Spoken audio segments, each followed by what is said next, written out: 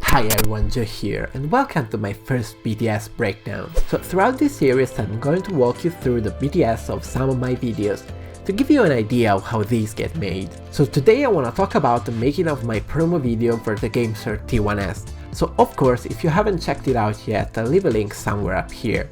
So to quickly get the gear out of the way, this video was shot on my Panasonic G7 with the 14-42 f3.5 to 5.6 for the close-ups and the flat lays, and the Olympus Auto-S 50mm f1.8 for the rest. If you're interested in the rest of my gear, I'll leave a link down in the description with all of my kits, so feel free to check them out. As for the post-production, my editor of choice was as always Adobe Premiere, with a bit of After Effects for the motion graphics and some of the cleanup.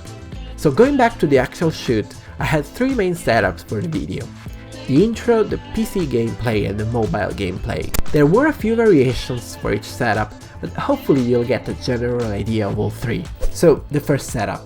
When I did the pre-light for this scene, I initially wanted to shoot it with this lighting setup, with one main softbox above giving the overall illumination, and two more lights on the sides going through the futon panels, slightly separated from the background to give this black rim on the edge. The problem was that I hadn't considered that the T1S is not reflective at all, so I had to drop the idea of the rim. So I changed it up and went for something like this, with a softbox above going through a diffusion frame to give an overall even illumination, and two pieces of foam board on the sides to fill in those shadows. For some of the shots I also used a black card to avoid flattening the image too much, but I don't have any BTS for that. Anyway, this was the first setup, and this is what it ended up looking like on camera. And as you can see, we have our white background, our top lighting and a bit of fall off towards the edges to give some shape to the image. So the second main scene was this setup for the flat lays and some of the gameplay, and I wanted to give this and the next one an overall high key and warm tone. So it was lit with three lights: a window on the left for the key, passing through a sheet of diffusion material to soften it up a bit, my Yongnuo YN600L bounced on the wall to the right to simulate a tungsten desk lamp, and the Godox SL60W, which you can see here, pointed at the ceiling to bring the overall value up just a bit. And once again, this is what the setup ended up looking like on camera, with the overall lighting coming from the left, and some warm highlights coming from the right.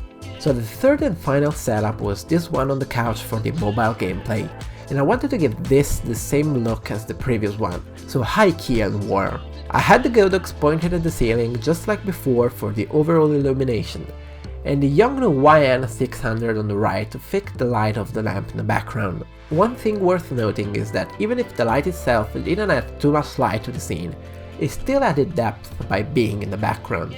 So one little tip I can give you is that if you want to make a space look bigger, you should add some practicals or other lights in the background. So that will do for this quick BTS video, but if you have any questions on stuff I didn't mention during the video, feel free to leave them in the comment section down below. Also, given that this was my first experiment with this format and this setup, if you have any suggestions, I'll be more than happy to hear from you. As always, thank you so much for watching, this was Joe, and I'll catch you guys in the next one.